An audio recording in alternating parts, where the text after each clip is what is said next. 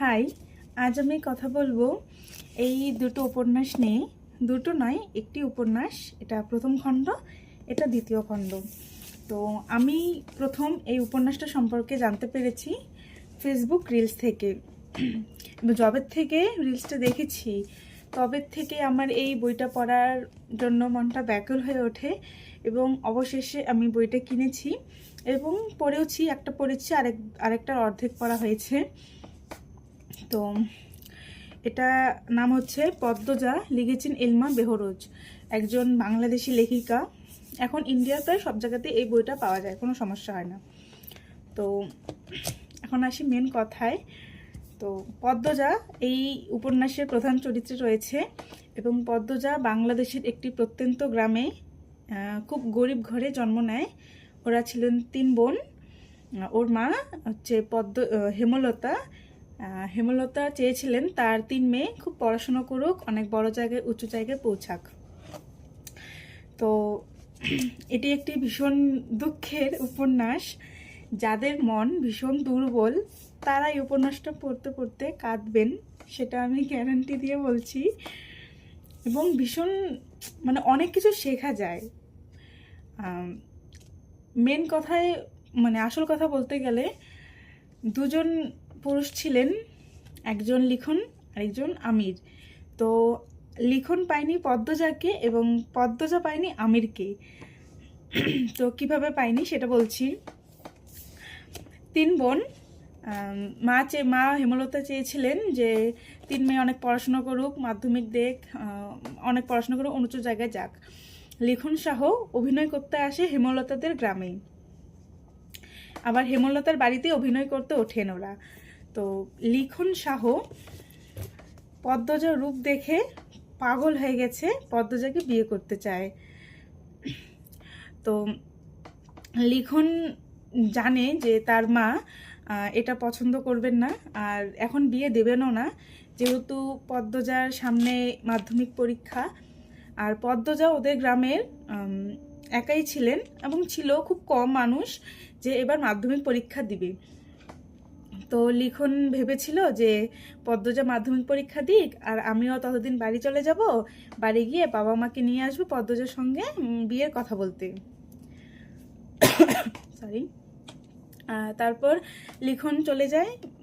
লিখন পদ্মজাকে মনের ভাব প্রকাশ করেছিলেন যে ওকে ভালোবাসে এবং পদ্মজা মানসিকভাবে প্রস্তুত ছিলেন, মানসিকভাবে রাজি থাকলেও সে চেয়েছিল তার মা তার বিয়ের সমস্ত দেখাশোনা করুক, সে নিজে কোনো দায়িত্ব নিতে চাননি। তো হলো, তো লিখন ভেবেছিল যে বাবা মাকে নিয়ে আসলে হয়তো বা পদ্মজার মা রাজি হবেন। তো সেই মতে লিখনও চলে যায় শহরে এবং পদ্মজা মাধ্যমিক পরীক্ষা দেয়। মাধ্যমিক পরীক্ষা দেওয়ার জন্য পদ্মজা ওদের একটা আত্মীয়র বাড়ি থেকে মাধ্যমিক পরীক্ষাটি দিয়েছে এবং সেখানে পদ্মজার মা হেমলতা পদ্মজার ওদেরই কোনো আত্মীয়ের সঙ্গে বিয়ে ঠিক করে বাড়ি এসেছেন। বাড়ি এসে পদ্মজার মন তো লিখনের জন্য খুব কাঁদছে, বলতেও পারছে না কিছু, কেমন একটা সিচুয়েশন। তারপরে পদ্মজার মা একদিন ঢাকাতে গেছিল চিকিৎসার জন্য কোনো একটা কাজে। সেই দিন রাতে পদ্মজার কপালে নেমে এলো অশেষ একটা খুব খারাপ সময়, খুব খারাপ ঘটনা ঘটে ওই সন্ধেবেলা।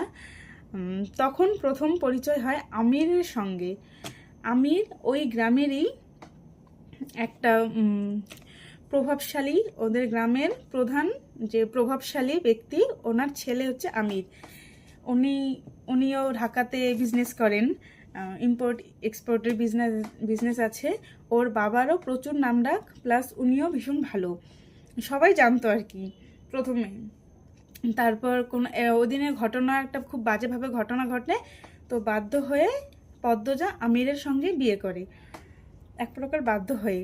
যেদিন বিয়ে তার আগের দিন লিখন তার বাবা মাকে নিয়ে আমিরের বাড়িতেই উঠেছিল পদ্মজার বাড়িতে কথা বলতে আসবে জন্য।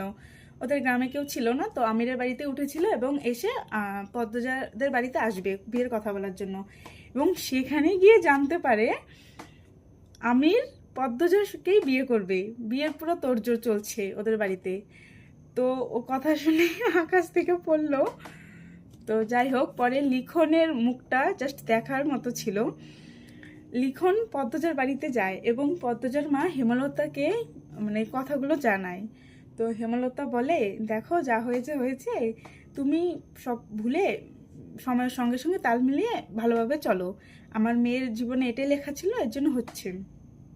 বেশ ভালো কথা। কিন্তু লিখন মানে ওখান থেকে পদ্মজার থেকে মন সরিয়ে নিতে পারেনি। ওর মনে এখনও পদ্মজাই রয়েছে। পদ্মজারও প্রথম প্রথম কয়েকদিন কষ্ট হচ্ছিল, পরে ও মন থেকে আমিরকে ভালোবেসেছে। আমিরকেই সারা জীবনের মানে সব সব ভেবে নেওয়া শুরু করলো। পদ্মজা বিয়ের পর যখন শ্বশুরবাড়ি যায়, মানে আমিরদের বাড়ি, তখন একের পর এক অদ্ভুত ঘটনার শিকার হয়। কেমন অদ্ভুত ঘটনা?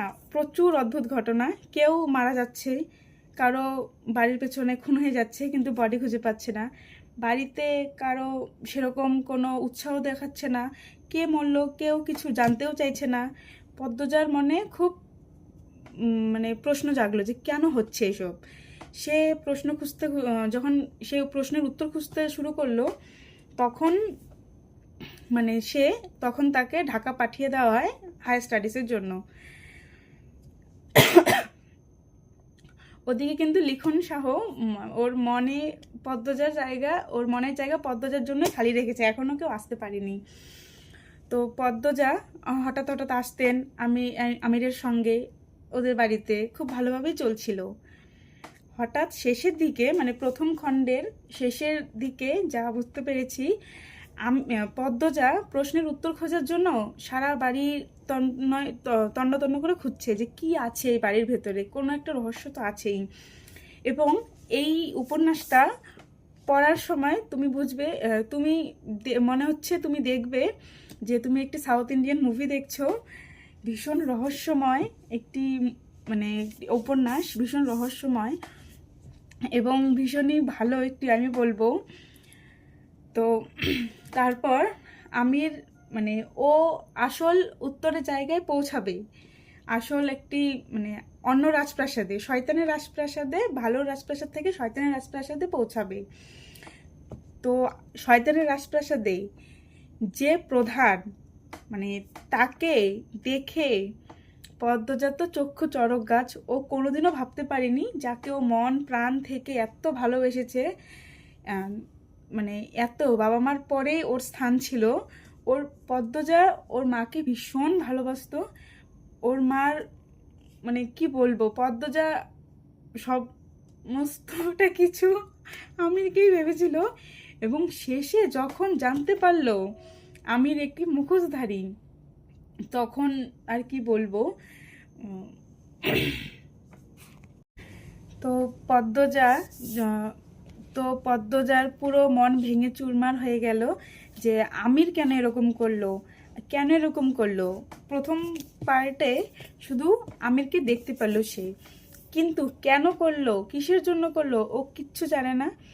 মানে কি করলো সেটাও জানতো না। শুধু প্রথম পার্টে লেখা আছে যে শয়তানের সাম্রাজ্যে সে প্রবেশ করেছে, এবং মানে শয়তানের সাম্রাজ্যটা কীরকম ছিল, কেন করেছে, তার বর্ণনা সেকেন্ড পার্টে আছে।